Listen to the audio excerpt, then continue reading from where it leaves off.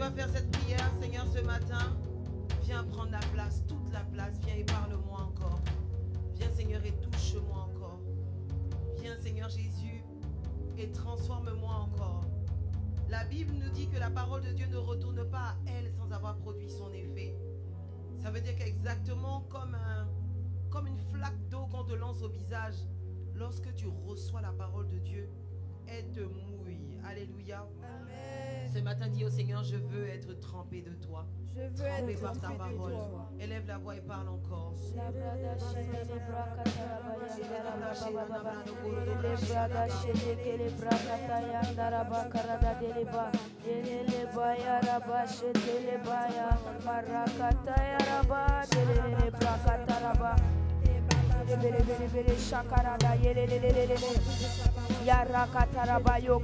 Seigneur, parle-nous encore ce matin, touche-nous encore. Ce matin, viens et interviens, viens et opère. Nous avons besoin de toi, Saint-Esprit. Ce matin, tu es là. Ta parole est là. Ton esprit est là. Nous sommes là. Jésus, viens encore. Jésus, viens encore et bénis-nous. Bénis-nous ce matin. Que ton nom soit glorifié. Vous allez lever la main, je vais prier. Merci, Saint-Esprit, pour ta grâce et ta faveur. Seigneur, quelle grâce que de t'avoir dans nos vies. Merci parce que nous sommes là, Père, tellement attentionnés, attentifs, assoiffés de toi. Viens et parle-nous encore, touche-nous encore. Viens, Père éternel, toi qui vois nos cœurs, viens et opère. Viens et opère. Viens faire un travail parce que nous avons besoin de toi.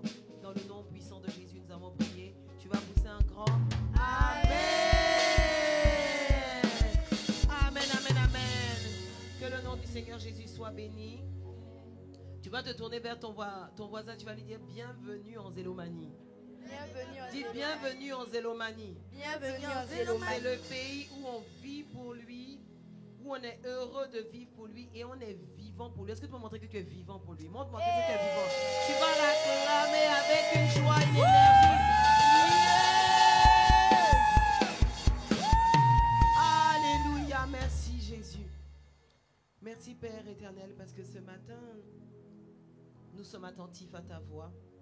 Ce matin, tu veux nous donner de passer une autre étape avec toi. Et nous disons oui, nous disons oui, nous disons oui. Nous sommes déjà le premier jour du mois de septembre et nous avons notre boost qui est déjà disponible.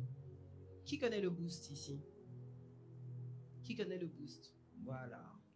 Pasteur Mohamed édite chaque mois un nouveau livre, donc appelé le boost, où on a vraiment des docs, des tips, des secrets cachés, des badges spirituels pour aller vite dans la vie. Tu vois? Le badge, normalement, là, c'est quelque chose de mal. Ça veut dire que tu ne connais pas, tu veux connaître. Mais là, on t'a donné un badge spirituel. Yes. Voilà, il est chargé, hautement chargé. Tu lis ce que tu ne connais pas, tu connaîtras. Amen. Amen. Dis à ton voisin, va acheter ton boost. Va acheter ton boost. Pour les bloomers, il y a un tarif spécial. On peut voir Coach Yann et Coach Yann pourra vous le procurer au tarif spécial. Pour tout le monde, c'est 5 000. Pour les bloomers, c'est 3 500. Dis à ton voisin, ah bon? Ah bon? Ah. Amen, amen. Est-ce qu'on peut bénir le Seigneur pour Bloomlight Choir? Yes. Alors, depuis un certain temps, nous sommes dans une thématique. Et notre thématique, c'est Entrons à Éden, le jardin de l'intimie. Le jardin de l'intimie. D'ailleurs, même, c'est le dernier dimanche avec ce thème. Parce qu'à partir de dimanche prochain, on rentre dans un autre thème qui parle du surnaturel et de la guerre spirituelle. Dis à ton voisin, ce sera mal méchant, mal méchant. Et on sera dans un dress code très, très militaire. Parce qu'on va devenir très violent. Le mois prochain, on devient nègre. Tu viens à l'église. De toute façon, tu marches dans les quartiers. On sait que elle s'en va où elle ses bottes et puis ses rangers. On s'en va faire quelque chose. Alléluia. Donc, on a appris une parole dans le livre de Genèse 1:26 où Dieu nous dit, ou que Dieu dit, faisons l'homme à notre image et à notre On a donné la différence entre l'image et la ressemblance. Qui se souvient un peu? Ok. L'image, c'est le fait de pouvoir manifester le caractère, incarner le caractère de Dieu. Ça veut dire que tu es joyeux comme Dieu est joyeux, tu es dans la paix comme Dieu est dans la paix, tu es plein d'amour comme Dieu est plein d'amour. Quand on parle d'être à sa ressemblance, c'est le fait de faire comme Jésus fait. On prêche comme il prêche, on prie comme il prie, on manifeste l'autorité, c'est-à-dire que tout ce que Jésus a mené comme opération, faire des miracles et des prodiges, voilà notre partage. Donc quand Dieu dit faisons l'homme à notre image et à notre ressemblance, c'est parce que Dieu veut que tu manifestes son caractère, mais aussi que tu fasses comme lui. Dis à ton voisin, sois à son image et sois à sa ressemblance.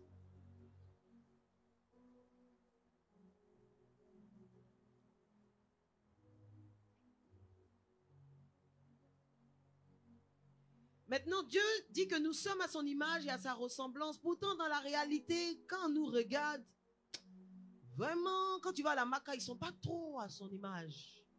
Ils ne sont pas tellement à sa ressemblance, ou bien? On est allé plusieurs fois faire des programmes à la prison. Quand tu arrives là, le prisonnier même t'a rien fait, mais de toute façon, tu marches à ton cœur pas. Tellement tu te sens en danger de tous les côtés. Si nous sommes à l'image et à la ressemblance de Dieu, que s'est-il donc passé? Comment ça se fait que dans la vraie vie de tous les jours, ce verset-là n'est pas manifeste? On va regarder une vidéo très intéressante, si la com peut la lancer pour nous.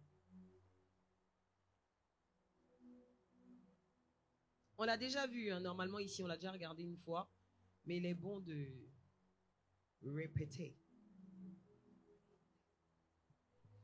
Mesdames, messieurs, si je vous ai fait venir en urgence, c'est que nous avons un énorme problème. Nous avons plus de 60 tonnes de déchets toxiques sur les bras. De l'acétone, du cadmium, de l'ammoniac. Il faut absolument trouver une solution pour nous en débarrasser, et vite. J'attends vos propositions. On peut pas les envoyer dans une usine de retraitement? Non, trop cher. Faut faire comme la dernière fois, on achète un terrain et on les enfouit discrètement. Non mais c'est fini cette époque, on aura les écolos sur le dos en moins de 24 heures. Et les embarquer vers un pays moins regardant. Non mais c'est tout. Vous pouvez pas me trouver une solution plus simple, plus économique, plus efficace? Et si on les faisait avaler aux gens? Avaler. C'est des trucs dégueulasses, ils vont s'en rendre compte. Non, à petite dose, un peu tous les jours. Ils se rendront compte de rien. Le tout, c'est de les habituer le plus tôt possible. Avec des jeunes, par exemple. Au marketing, les gars n'ont qu'à leur suggérer que c'est cool et rebelle. Ça marche à tous les coups. Mais ça se présenterait comment, votre truc, là? Je crois que je vois assez bien. Arsenic, acétone, DDT, ammoniac, polonium 210. Fumer, c'est servir de décharge aux pires produits toxiques. Ok, d'accord. Ça va nous coûter combien, votre affaire? Donc, voilà un peu comment le conseil du diable opère dans ta vie. On se dit, mais comment on va emmener les déchets toxiques spirituels dans le cœur d'un homme qui ressemble à Dieu, au cœur d'un homme qui a l'image, à la ressemblance de Dieu? Qu'est-ce qu'on va faire? On va te faire ingurgiter un peu. On va faire ça en se rendant ça cool, un peu rebelle, surtout avec les jeunes. Et puis ça marche très bien. Donc, après cette vidéo, je veux que tu mémorises. On va lire quand même ce que nous dit la Bible. Est-ce que mes lecteurs peuvent s'approcher? Tu prends ta Bible dans le livre de Romains 7, à partir du verset 14. Qui a sa Bible en papier? Celui qui n'a pas, tu as le droit de lui donner un cocotta. Tu as le droit. Voilà. Tu dis que le pasteur a dit. On ne vient pas à l'église avec son téléphone portable en disant j'ai tous les versets dans mon téléphone. Nous tous, on a téléphone. Mais il faut que tu aies ta Bible. Amen. Donc dis, j'aurai ma Bible. J'aurai ma Bible. Donc les dimanches quand tu viens, s'il te plaît, viens avec ta Bible. Ok, Romains 7, on va lire de versets 14 à 20.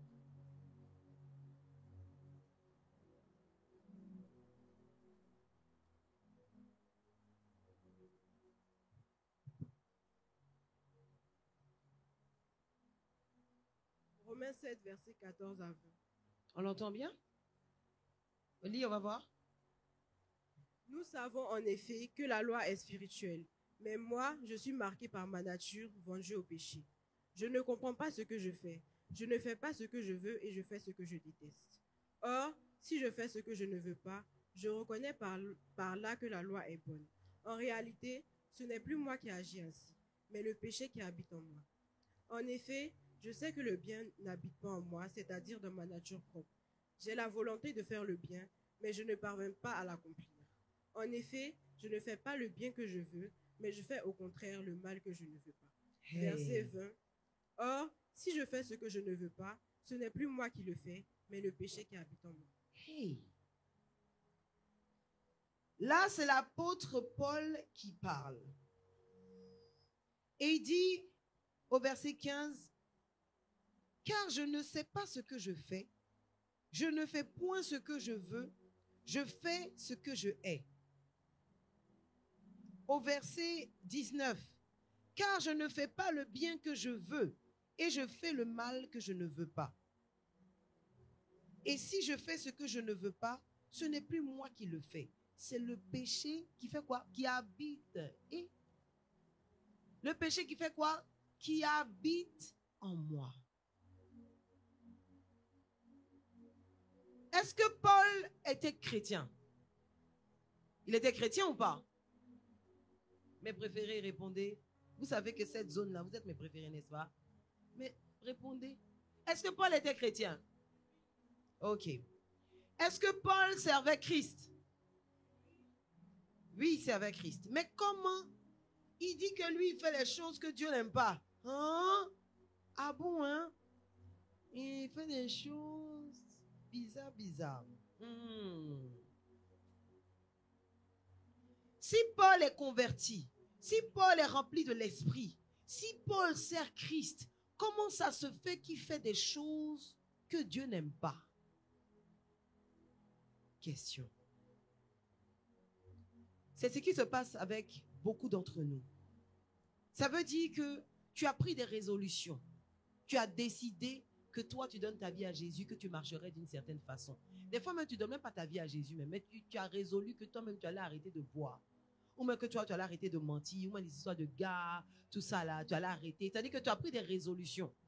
Là, on a tous pris des résolutions. Hein. On allait, on a soulevé les élos. La rentrée commence. On va se regarder. Donc, Paul connaît Christ. Paul est rempli du Saint-Esprit. Paul sert Dieu.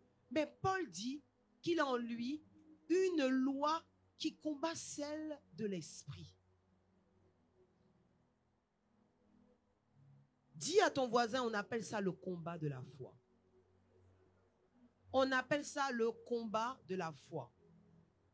Ça veut dire que tu es chrétien, tu es croyant, mais pourtant, il y a des choses, toi-même tu sais que ce n'est pas bon. Toi-même tu sais, tu dis je ne vais plus faire ça. Demain encore, tu te masturbes. Je ne vais plus faire ça. Demain encore, tu te masturbes. Tu dis non, je sais que je ne vais plus faire ça, mais dès que tu reçois un coup de téléphone qui dit B, tu commences à rire bêtement. Toi, tu ris seul. Tu ris seul dans ta chambre. Là. Quand ta maman rentre, tu dis qu'est-ce qu'il y a? Ah, non, rien, non, rien. Ça s'appelle le combat de la foi. Et c'est un combat qui n'est pas quelque chose de... Ça veut dire que tu n'es pas converti. Ça veut dire que... Vous savez, quand moi j'ai donné ma vie à Jésus et que j'ai su que j'étais possédée, et j'en parlais à une amie, elle me disait, non, mais si tu es possédé, c'est que tu n'as pas été réellement converti. Parce qu'un converti ne peut pas être possédé.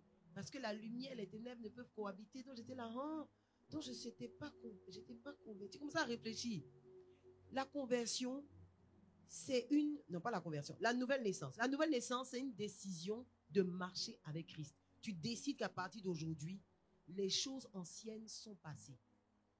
La conversion, c'est un parcours, c'est un processus. Et jusqu'aujourd'hui, là, après 20 ans de vie chrétienne, on continue de se convertir.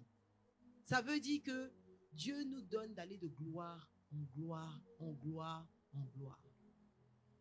Donc, tu peux être au CP1 spirituel. Il y a des choses que tu ne sais pas faire. Donc, il ne faut pas penser que non, je ne suis pas converti. Des fois, même tu es en licence spirituelle. Il y a des choses que tu ne connais pas. C'est pour ça que quand on écoute les Night Fire, Pasteur Mohamed, qui parle des mystères prophétiques, mais tu es même. Tu es là, tu dis qu'il y a des choses du ciel. Ça t'explique. C'est trop intéressant.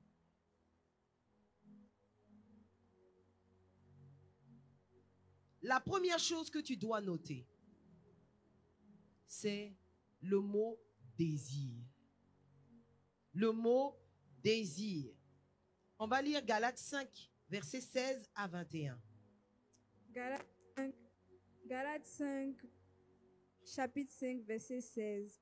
Je dis donc, marchez selon l'esprit et vous n'accomplirez pas les désirs de la chair. Car la chair a des désirs contraires. Car la chair a des désirs. La chair a quoi? Des désirs. Car la chair a des désirs contraires à ceux de l'esprit. Et l'esprit en a de contraires à ceux de la chair. Et ils sont opposés entre eux, afin que vous ne fassiez point ce que vous voudriez. Si vous êtes conduits par l'esprit, vous n'êtes point sous la loi. Or, les œuvres de la chair sont manifestées. Les œuvres de la chair sont manifestes. Ce sont l'impudicité, l'impureté, la dissolution, l'idolâtrie, la magie. Bon, on va aller vite. La magie, l'inimitié, les querelles, les jalousies, les animosités, les disputes, les divisions, les sectes, l'envie, l'ivrognerie, les excès de table et les choses semblables. Donc, ça veut dire que Paul, encore une fois, est dans Galates et nous parle des désirs de la chair. Ce qu'on appelle les mauvais désirs. Maintenant, pour se poser la question, c'est quoi? En fait, s'il y a des mauvais désirs, c'est qu'il y a des bons désirs. C'est là où le passage nous dit que les désirs de la chair sont contraires à ceux de l'esprit. Donc, l'esprit a des désirs. La chair a des désirs. Les deux ont des désirs. Ils sont désirants et puis on est là. On est mélangé dans cette affaire. L'homme est corps, âme et esprit. Ça veut dire que tu as la chair en toi, qui est ton enveloppe charnelle. Tu as ton âme, qui est le réservoir des émotions. Et tu as ton esprit, qui est celui de Dieu, quand tu as donné ta vie à Jésus. Donc, ton esprit à l'intérieur de toi te donne un message et ta chair te donne un autre message. L'esprit dit, on jeûne. La chair dit, j'ai faim. L'esprit dit, on jeûne. La chair dit, j'ai faim. Oh, la voisine est en train de griller à loco, je sens. Oh, j'ai faim. Oh, là, je sens même que le porc du gars de Carrefour, là, il doit être installé. J'ai faim. Et c'est comme ça que, continuellement, on a les désirs de la chair qui s'expriment et les désirs de l'esprit qui aussi s'expriment. Maintenant, dans ce duo-là, qui va gagner qui? C'est comme si à l'intérieur de toi, il y a une propre guerre où il doit y avoir un victorieux. C'est qui le victorieux de l'histoire? J'aime beaucoup ce que Paul dit dans le passage précédent qu'on a lu dans le livre de Romains, qui dit que lui-même, il sait ce qui est bon de faire, mais il fait ce qu'il n'aime pas. Donc, ce n'est pas une histoire de savoir ce qui est bien. C'est bien déjà de savoir. Mais vous savez, quand Ève et Adam ont mangé l'arbre de la connaissance du bien et du mal, en l'homme, là, même s'il n'a pas la parole de Dieu, il sait que c'est mauvais. Il n'a même pas besoin de connaître la Bible, mais il y a des choses, toi-même, tu sais que ce n'est pas bon de faire. Je vais lire le passage de Romains 7, 21 à 24 qui dit « Je trouve donc en moi cette loi. Quand je veux faire le bien, le mal est attaché à moi. » Le mal est comment? Il est comment? Attaché à moi. Faut dire c'est quoi? Paul dit, car je prends plaisir à la loi de Dieu, selon l'homme intérieur, tout comme toi. Mais je vois dans mes membres une autre loi qui lutte contre la loi de mon entendement et qui me rend captif de la loi du péché. Et qui est la loi du péché qui est dans mes membres. Misérable que je suis, qui me délivrera de ce corps mortel? On va parler maintenant du désir. Le premier désir qu'on a vu dans la Bible se manifester, c'est celui d'Ève. C'est de là que le désir est né. Elle voit un fruit. Elle dit qu'elle voit que c'est doux. Et puis que ça rend intelligent. Elle a vu. Hein. Et puis elle dit ça là, c'est doux. Puis ça rend intelligent. Hi! Ça rend intelligent. Toi, tu vois quelque chose. Toi, tu sais que ça fait quelque chose.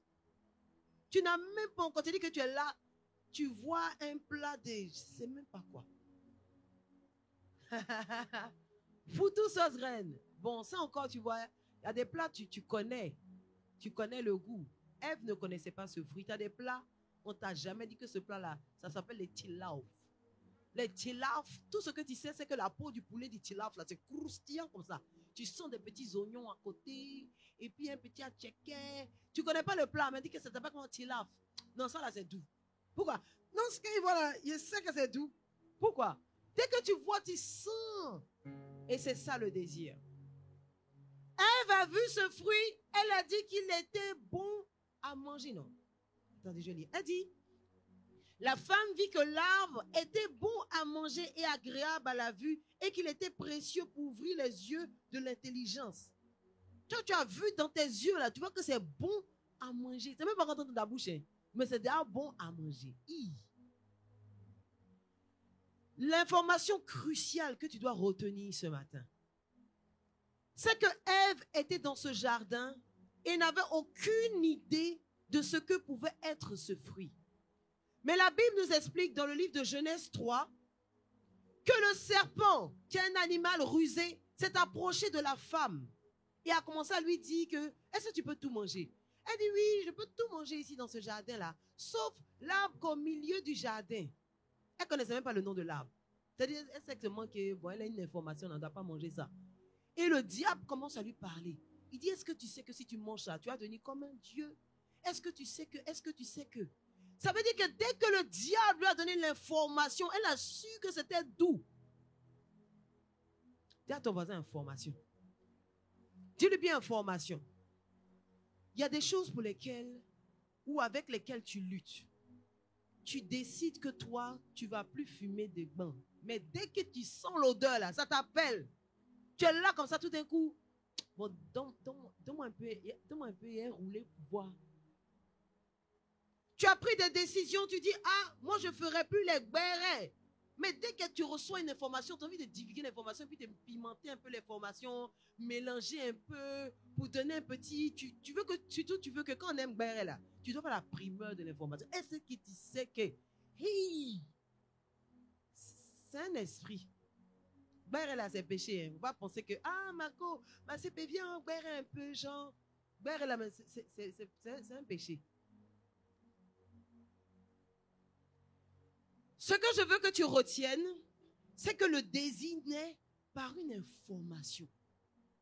Ève a reçu une information que si elle mange ce fruit, elle va devenir intelligente. Tout d'un coup, elle qui est en train de se souffler dans le jardin, là, tout d'un coup, elle veut voir clair. Je ne sais pas, elle veut être intelligente, elle veut être comme Dieu. Elle n'avait jamais eu cette ambition-là. Mais dès que le diable lui a parlé, cette ambition, donc ce désir-là est né. Aïe, aïe, aïe. 2 Corinthiens 11, verset 3. Vous l'avez? On y va.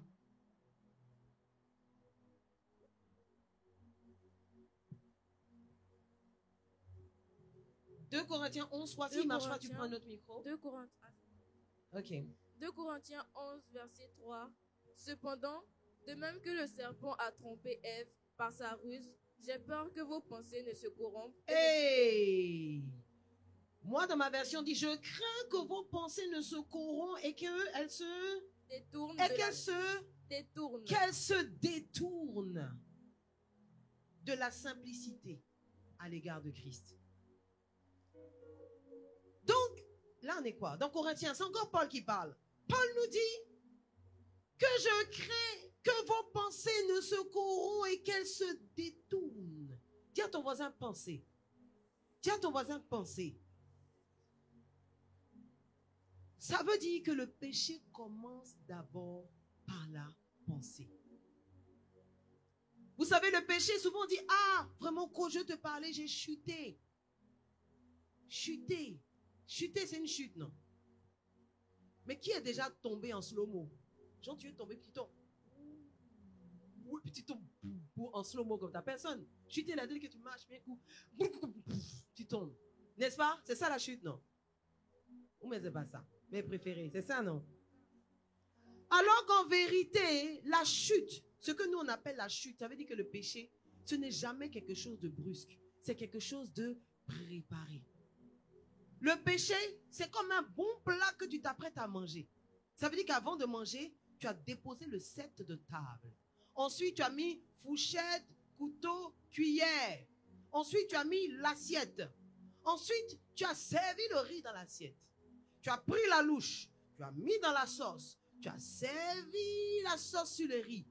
Tu prends maintenant ta cuillère ou ta fourchette. Tu as mis dans le plat. Maintenant, la chute, là, c'est quand ça rentre dans ta bouche. Ça veut dire qu'avant de chuter, là, il y a combien d'étapes? Tu as mis les sets, tu as mis les couverts, tu as déposé l'assiette, tu as déposé ton verre, parce que tu dois boire, donc tu as du goût. Ensuite, tu vas mettre le riz, tu vas mettre la sauce, tu vas prendre la cuillère, tu vas mettre la cuillère dans le plat. Voilà. Maintenant, la 9e partie, là, celle-là, ça vient dans ta bouche. Ça veut dire qu'une chute n'est jamais vraiment brusque. Quand tu dis, ah, quand j'ai chuté, j'ai couché avec la sœur, non, en fait, je ne savais pas, on était là en classe, tu savais, ça fait 3 semaines que le péché, là, ça te travaille. Tous les jours qu'elle vient marche, tu regardes un peu ses fesses. Et puis tu fais là, le péché a déjà commencé comme ça. Il faut savoir que, c'est pour ça que la Bible nous dit que quand tu vois quelque chose, tu vois une personne, tu la convoites, tu as déjà péché. Non pas que, c'est comme si dès que tu convoites quelque chose en même temps, c'est pas comme si Dieu compte. Et puis dès que tu regardes, dit, comptez, c'est pas ça. Dieu est en train de te dire que de toute façon tu as regardé là. Ta pensée est déjà en train d'être corrompue ou en train d'être détournée. Dès que tu as commencé à avoir un certain désir, c'est pour ça qu'on dit, fais attention au deuxième regard. Tu peux être là, toi tu sais que tu voles. Tu voles l'argent du portefeuille du coach, tu fais ça. Tu sais que si tu regardes 2 fois là, ta main ne va pas t'attendre. Attends, ta main est impolie, tu es là comme ça. Hé Seigneur, on ne vole pas les hommes de Dieu. On ne vole pas les gens, vraiment, on ne vole pas les... Entends, tu m'as déjà volé. Et pourquoi? Tu sais que c'est ça qui te fatigue.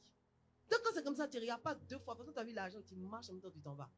Toi, tu sais que ce qui te fatigue, c'est peut-être boire la bière. Tu vois les gars sont en train de boire bière. Paul, on dit quoi? Parce que tu les as vus là. C'est comme ça que tu ne dois pas faire le deuxième regard pour dire ça. Ouais, on est là. Ah oui, quoi, Racine. Racine. Ouais, et puis tu viens, tu me dis, ben ici, mais vous là même, là, je ne savais pas les biens, je ne savais pas les biens. Oh, maman, n'importe quoi. N'importe quoi. C'est glacé, hein? N'importe quoi. Tout ça là, le péché, c'est-à-dire que tu n'as pas encore bu, non? Mais tu es prêt. C'est-à-dire que le péché t'a déjà travaillé. Dis à ton voisin les pensées. Dis à ton voisin les pensées. Je vais vous expliquer comment la pensée de l'homme fonctionne et comment Dieu va te donner la capacité d'être victorieux sur le péché. J'ai dit la rentrée commence. Il y en a qui ont eu le bac qui vont partir. Quand tu arrives là, pas papa, il n'y a pas maman, il n'y a pas église. Hein, c'est-à-dire que là-bas, tu sais, quand tu voyages, là, tu peux être là, tu t'appelles Christelle. Quand tu arrives là-bas, tu dis, je m'appelle Jackson. Qui te connaît même? Toi seul, tu dis que tu m'appelles Jackson. Tu fais quoi dans la vie? Non, moi, je chante. Et tu te veilles. Mais qui te connaît? C'est pour dire que tu peux faire n'importe quoi. Personne ne connaît ta vie. Tu peux raconter n'importe quoi. Mais la seule chose qui va te sauver, c'est ton cœur attaché à Christ. Ça veut dire qu'il y a beaucoup de choses que l'homme est capable de faire. Mais quand son cœur est attaché à Christ, il y a des choses auxquelles il ne va jamais toucher. Dis à ton voisin, je veux être victorieux. Dis-lui, je veux être victorieux. Donc, ce qu'on a dit déjà, c'est que pour la chute, le diable te prépare. Pour la chute, le diable te dispose. Donc déjà, dans cette partie-là, tu dois savoir comment le diable me dispose, qu'est-ce qui se passe en moi, comment il fait pour me manipuler. Dieu nous a donné une des choses les plus puissantes.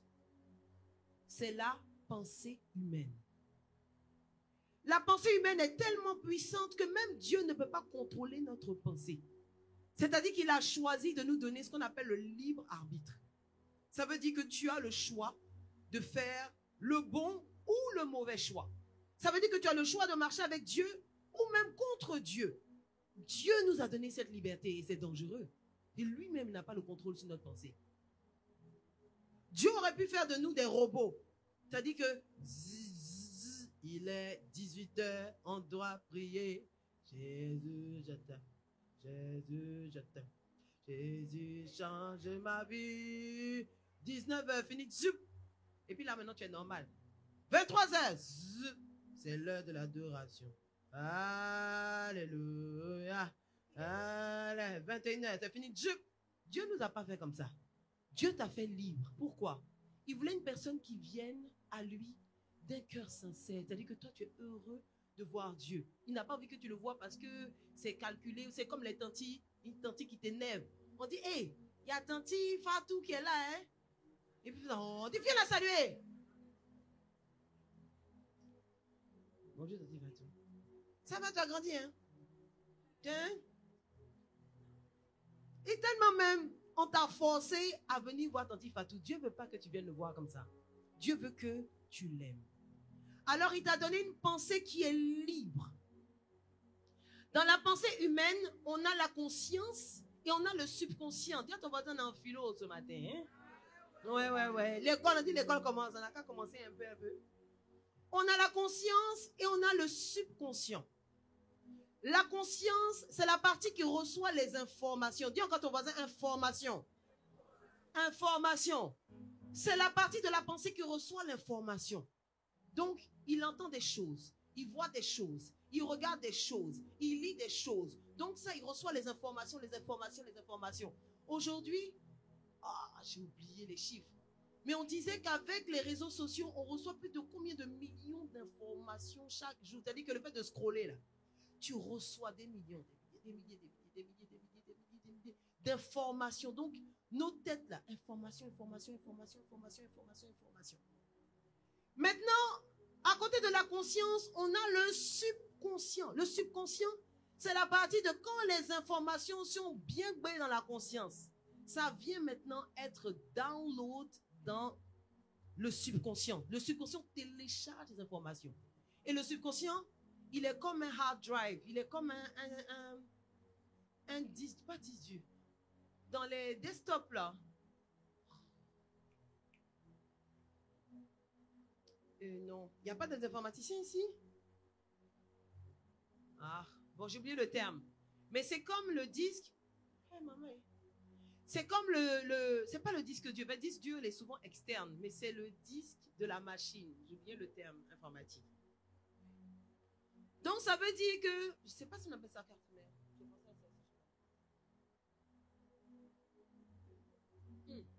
J'ai oublié. Bon, bref. Mais c'est la partie la plus importante de l'ordinateur. Ça veut dire que quand lui, il a craché, c'est fini, ton ordinateur, il est en difficulté.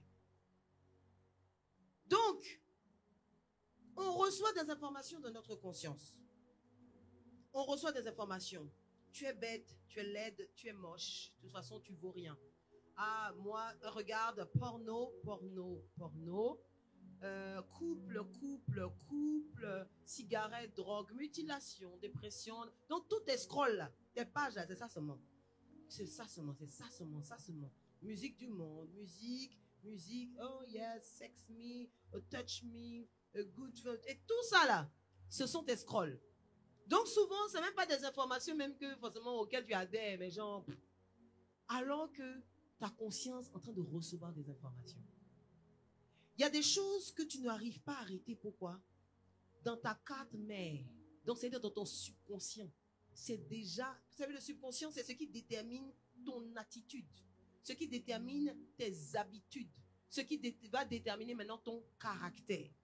Une fois que c'est téléchargé dans le subconscient, c'est très difficile pour toi d'échanger l'information. L'information est déjà déposée, c'est déjà download, téléchargé, c'est compliqué pour toi. Tu dis que je vais arrêter, mais tu fais. Tu dis que je ne veux plus, mais tu fais. Tu dis que je ne veux pas, mais tu es dedans. Pourquoi? Tu as reçu des informations répétitives, répétées dans la conscience jusqu'à c'est téléchargé dans le subconscient. Quand tu veux bien agir, tu n'arrives pas à bien agir. C'est comme ça que ça fonctionne. Donc, tu te retrouves prisonnier de toi-même. On va faire une petite expérience. Est-ce que tu peux m'apporter?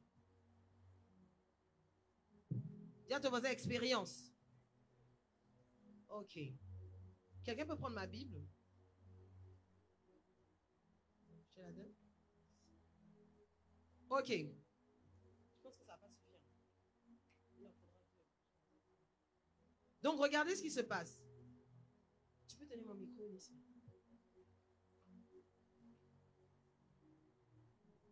Donc ça, c'est un subconscient qui a reçu des informations, à votre avis, pures ou pas pures? C'est-à-dire, il y a des informations bizarres. C'est que si on ouvrait sa tête là, on dit, frère, même à l'église, tu penses à des choses comme ça? C'est ça qui se passe. Maintenant, le frère dit, lui, vraiment, il en a assez, il veut changer. Il essaie, il réessaie, il n'arrive pas à changer. Il se dit ça, il me faut la parole de Dieu. Je vais méditer. Ah, j'ai lu. Mardi, j'ai lu. Mercredi, ensuite. Les autres jours, dites.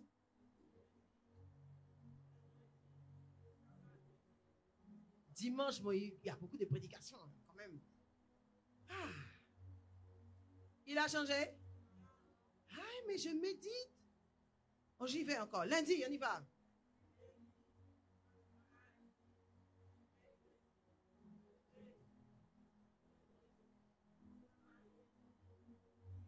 Dimanche, beaucoup quand même. Là, la vie chrétienne, mais c'est bizarre, hein? C'est n'importe quoi. Moi, je prie, je médite, mais toujours. J'ai envie de faire des choses. Non, moi, je sais pas que moi, je ne suis pas fait pour ça. Je ne suis pas comme les autres. Quand ils prient, ils ont l'onction. Et puis les choses, moi, j'ai toujours envie. Non, coach, j'ai un problème. Coach, j'ai un problème. Dis à ton voisin, tu n'as pas de problème. Tu n'as pas de problème. Il s'agit de ce que tu as. Maman est... Sorry,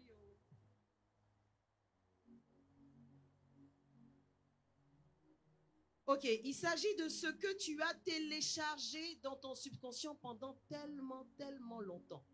Il y en a depuis, ils sont en 6e. Ils ont commencé à bader, à avoir des rapports sexuels, à fumer. Depuis, tu es en 6e. Des fois, même c'est au CM1. Et tu as dit que tu as tellement commencé tôt que ta vie est mélangée, whipping. Ça dit que c'est compliqué, tu ne sais même pas ce qui se passe. C'est parce que ton subconscient a téléchargé des informations qui sont de cette couleur. Maintenant, si... c'est le passage de Romains 5 qui nous dit que si par le péché d'un seul, la terre entière a été... J'ai retrouvé le passage.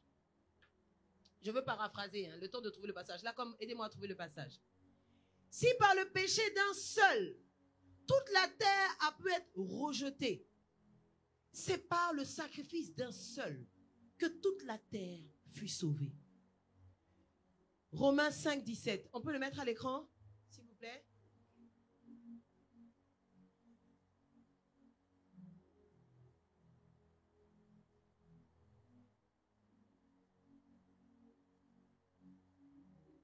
On peut le mettre à l'écran? Ou mes lecteurs, vous pouvez le lire? Romains 5, verset 17.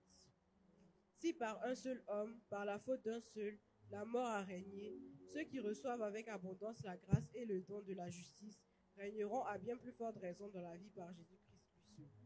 Si par l'offense d'un seul, on repart au début du verset, la mort a régné par lui seul, à plus forte raison, ceux qui reçoivent l'abondance de la grâce et du don de la justice régneront-ils?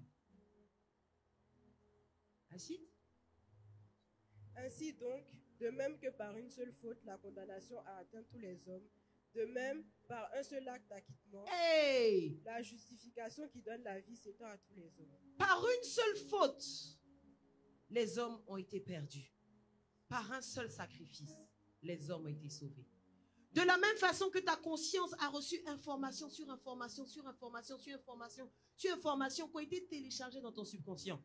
C'est comme ça que toi aussi, tu dois avoir des informations. Et ça, c'est ce qui va assurer ta victoire.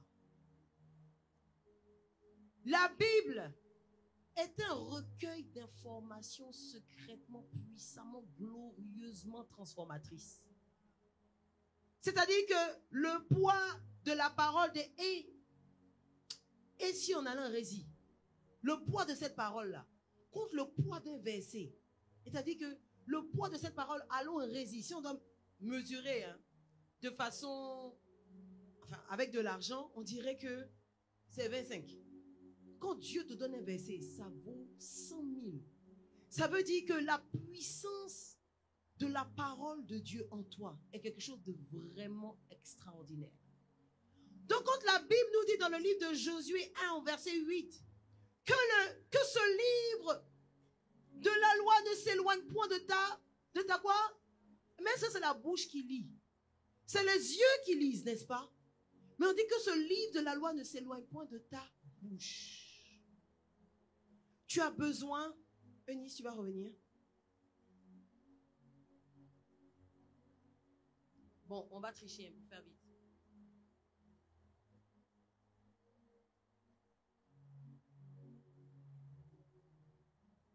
Bon, ça c'est toi, mais tu es rempli quoi? On a un peu triché, ok, pour aller vite. Vous êtes sûr que cette caisse-là n'est pas cassée? Elle est cassée? Mince alors.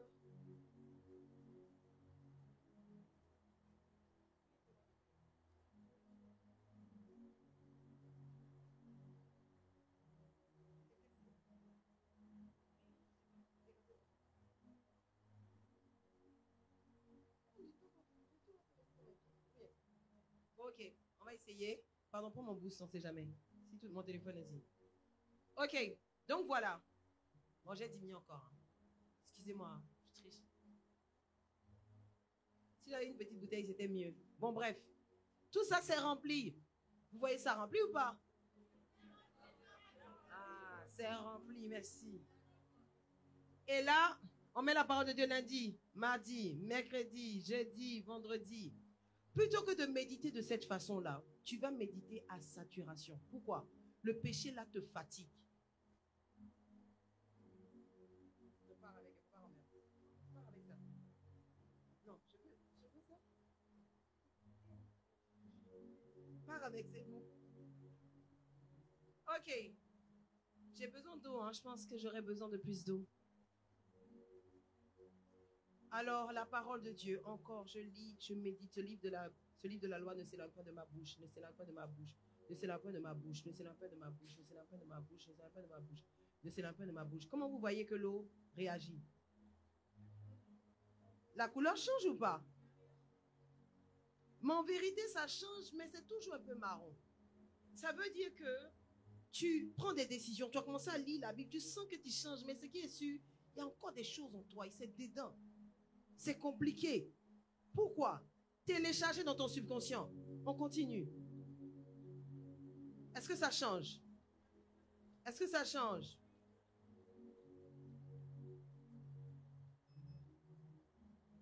Voilà le procédé que tu dois avoir pour pouvoir sortir d'un péché qui est tenace. C'est-à-dire que tu continues, ça déborde, ça déborde, ça déborde, ça déborde, ça déborde. Là, la couleur n'est pas complètement pure. Mais ça veut dire que si j'avais des litres et des litres d'eau, la Bible dit que si nous buvons de l'eau de la vie, nous n'aurons plus jamais soif. La Bible nous dit que Jésus est une source.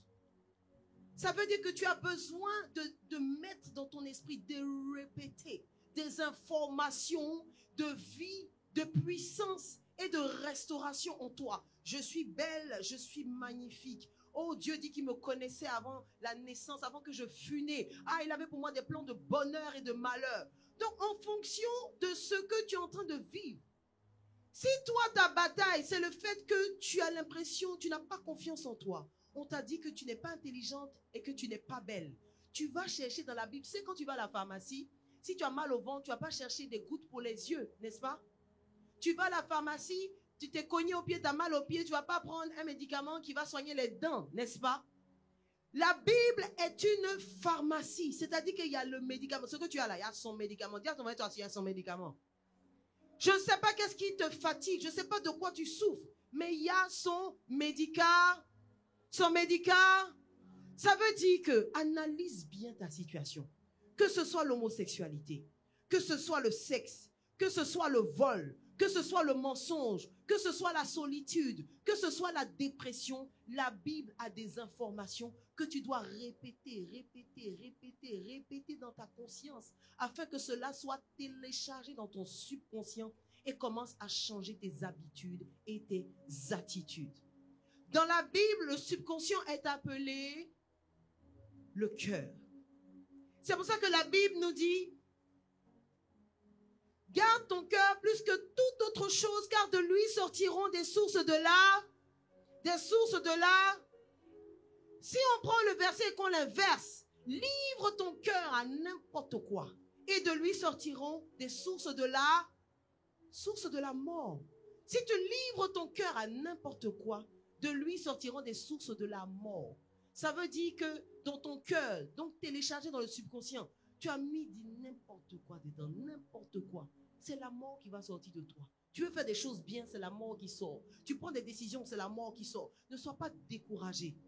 J'aime beaucoup comment l'apôtre Paul parlait dans le livre de Romains qu'on a lu, Romains 7. Il se détache en disant que le péché, voit le péché qui habite en lui. Il dit qu'il voit des choses lui-même ne veut pas faire, mais c'est qui? C'est pas lui, hein? C'est qui? C'est le péché qui habite en lui. C'est-à-dire que habiter, le péché c'est assis, il a son salon, il a son ventilateur, il est dans ton cœur et puis il est là, il grossit. Plus tu donnes des informations qui nourrissent la chair, plus le péché en toi grossit dans ce salon de ton cœur. Plus tu médites la parole de Dieu et que tu la proclames de ta bouche, parce qu'il ne suffit pas seulement de la lire. Si tu lis avec tes yeux, mais ta bouche doit dire ces choses. Ça veut dire que moi, ce que je fais, quand je prie, dans mon programme de prière, je vais prier, je vais adorer Dieu. Ensuite, je vais parler en langue 1 heure. Ensuite, je vais faire l'intercession. Ensuite, ça c'est avant la méditation. Maintenant, ensuite, je fais une partie où je déclare. Partie déclaration. En fonction de ce à quoi je fais face. J'ai écrit des versets, plein de versets, que j'essaie de bosser par cœur. Et des fois même, j'écris des paroles. Ça dit que ce ne sont pas des versets. Mais moi, je dis que Meliou est une millionnaire qui va conquérir l'Afrique avec des films qui vont... Et maintenant, je le déclare dans ma vie. Je le déclare. Si quelqu'un m'écoute à côté, il va dire qu'elle a eu. Elle s'encourage, elle s'encourage. Oh, je suis belle. Oh, je suis grande, je suis puissante. Ton voisin ne peut pas te comprendre. Ce n'est pas son histoire. Celui qui est à côté, ta maman ne peut pas te comprendre. Ce n'est pas son histoire. Il s'agit de ta vie à toi. La vie chrétienne est un parcours. Et le victorieux dans le parcours, c'est toi. Ce dont tu as besoin pour arriver victorieux à cette course, c'est la parole de Dieu à saturation. La parole de Dieu à saturation.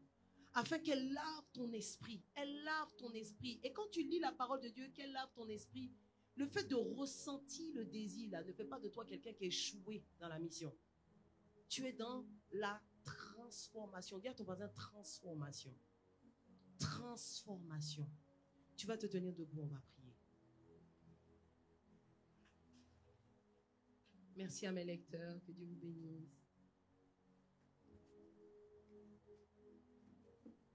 Dieu veut maintenant que tu trouves la force spirituelle, la capacité d'être détaché de ce qui triomphait de toi.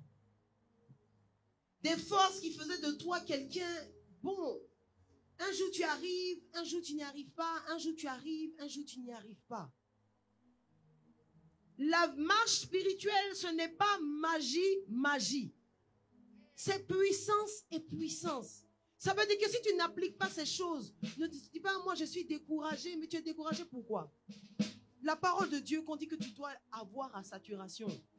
Quand on dit avoir à saturation, ça ne veut pas dire que c'est dans tes temps de prière que tu proclames, hein, c'est dans ta tête. C'est pour ça que c'est bon d'apprendre par cœur. Pourquoi? Les pensées là, ça t'oppresse tout le temps. Des fois tu es dans la rue comme ça, et puis la pensée vient dans ta tête. C'est pas maintenant tu vas aller chercher ton cahier qui est à la maison. Tu connais la parole par cœur. Dès que tu entends dans ta tête, je suis bête, tu commences à dire, ah, j'ai l'esprit de Daniel, l'intelligence, la sagesse. Et tu commences à réciter le verset. Et tu vas voir que plus tu vas faire ces choses, moins tu vas entendre ces paroles en toi. Et tu vas sentir que tu commences à avoir une assurance maintenant. Il y a quelque chose qui est en train de changer. Dieu veut parler à une personne ce matin. Dieu veut parler à une personne ce matin qui est fatiguée d'avoir toujours les mêmes luttes dans sa foi. Dieu veut parler à une personne ce matin qui veut changer de cap. Dieu veut parler à une personne ce matin qui veut être équipée pour la rentrée. Dieu veut parler à une personne ce matin qui passe à un autre niveau dans sa vie.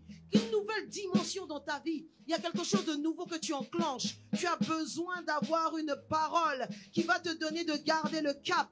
Élève la voix, dis Seigneur, oh, moi je veux être transformé. Moi je veux être victorieux. Moi je veux repousser de moi ces pensées bizarres, ces pensées étranges qui me fatiguent, J'ai besoin, Jésus, d'être libre. J'ai besoin que tu me libères. J'ai besoin que tu me délivres.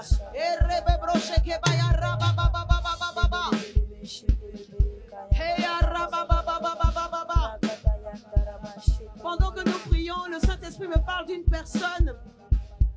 C'est comme si tu es passé par la délivrance en pensant qu'après la délivrance, enfin ces choses s'arrêteraient.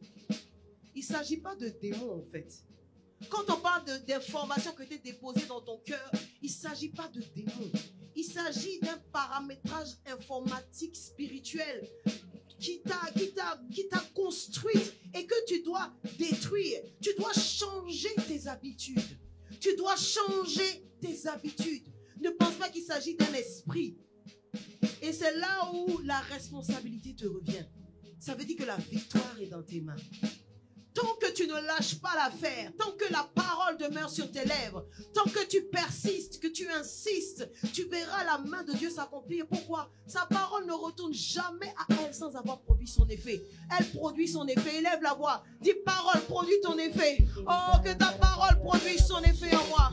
Seigneur, que ta parole produise son effet en moi. Ah, ta parole, que ta parole me transforme, qu'elle me sanctifie, qu'elle me purifie, qu'elle me reparamètre, afin que je pense comme toi, afin que je réfléchisse comme toi, afin que j'aime comme toi, afin que je me comporte comme toi. Ah, j'aurai la victoire. Ah, j'aurai la victoire sur ce péché qui me fatigue. Moi, j'aurai la victoire.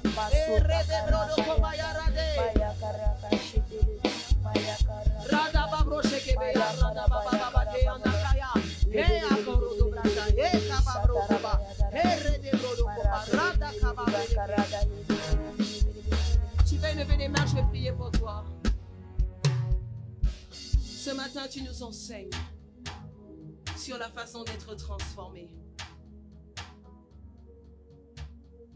Je prends de nouvelles habitudes. Seigneur, ce matin, je déclare que tu mets en chacun d'eux la soif de te servir à l'église, la soif d'avoir de nouvelles amitiés, la soif de lire et de relire ta parole, la soif de la proclamer, la soif de la mémoriser, apprendre par cœur cette parole, qu'elle ne s'éloigne point de ma bouche. Parce qu'à chaque fois que le diable voudra m'oppresser avec une pensée, que cette parole soit tout près de mes lèvres et que je puisse la déclarer. Que ton nom soit élevé, glorifié. Pour des siècles, Père éternel, ta parole agit encore avec puissance. Ce matin, elle libère. Ce matin, elle renouvelle. Ce matin, elle touche. Ce matin, elle touche. Dans le nom puissant de Jésus, tu vas pousser un grand Amen. Yes. Yes, tu peux te rasseoir dans sa présence. Et si tu sais que tu es là dans cette salle et tu as besoin de te réconcilier avec Jésus, tu as besoin de venir à lui, tu as besoin de changer de vie, tu as besoin de prendre des décisions, tu as besoin de dire Jésus, je te donne mon cœur. De ta place, je veux que tu lèves la main, je veux prier pour toi. Tu es là dans cette salle, tu veux changer de vie. Tu sais que ce message, il était pour toi parce que tu as besoin d'être victorieux. Je veux que tu lèves la main de ta place, je veux prier pour toi. Lève la main de ta place, je veux prier pour toi. En disant, oh Seigneur, change-moi. Oh Seigneur, touche-moi. Oh Seigneur, touche-moi. Et je vais te demander un second effort. Est-ce que tu pourrais te tenir debout? Est-ce que tu peux te tenir debout dans sa présence? Je veux prier pour toi. Alléluia. Yes. Yes. Yes, tu peux te tenir debout. Tu peux te tenir debout. Amen. Appelle-la comment? Tu peux te tenir debout? Amen. Vous allez répéter après moi. Saint-Esprit. Saint-Esprit. Saint-Esprit. Me voilà. Me voilà. Ce matin, j'ai entendu ta voix. Ce matin, j'ai entendu ta voix. Et je veux répondre oui à ton appel. Et je veux répondre oui à ton appel. Seigneur, viens et change mon cœur. Seigneur, viens et change mon cœur. Seigneur, viens et transforme-moi. Seigneur, viens et transforme-moi. Je veux renoncer aux choses passées. Je veux renoncer aux choses passées. Et embrasser la vie que tu m'offres aujourd'hui. Et embrasser la vie que tu m'offres aujourd'hui. Devant les anges et devant les hommes. Devant les anges et devant les hommes. Je reconnais que tu es mon Seigneur. Je reconnais que tu es mon Seigneur. Je reconnais que tu es mon Sauveur. Je reconnais que tu es mon Sauveur. Jésus, viens et prends ma vie. Jésus, viens et prends ma vie. Je vais maintenant prier pour vous. Merci Saint-Esprit, parce que tu changes et tu bouleverses. Ah Père éternel, c'est toi qui donnes un nouveau départ. C'est ton esprit qui nous saisit. Je déclare maintenant que toute œuvre passée, toute œuvre accomplie, passée, est effacée par le sang de Jésus. Vos fautes sont effacées par le sang de Jésus. La culpabilité disparaît dans le nom puissant de Jésus. Dieu vous restaure maintenant et vous donne une nouvelle vie. Dieu vous restaure et vous donne une nouvelle vie. Merci Père éternel pour ta puissance. Merci pour ta révélation. Parce que dès maintenant, tu parles maintenant à tes enfants. Tu te révèles par des rêves et par des songes. Que ton nom soit élevé, glorifié au siècle des siècles. Et nous poussons un grand Amen. Amen. Amen, amen, amen, amen,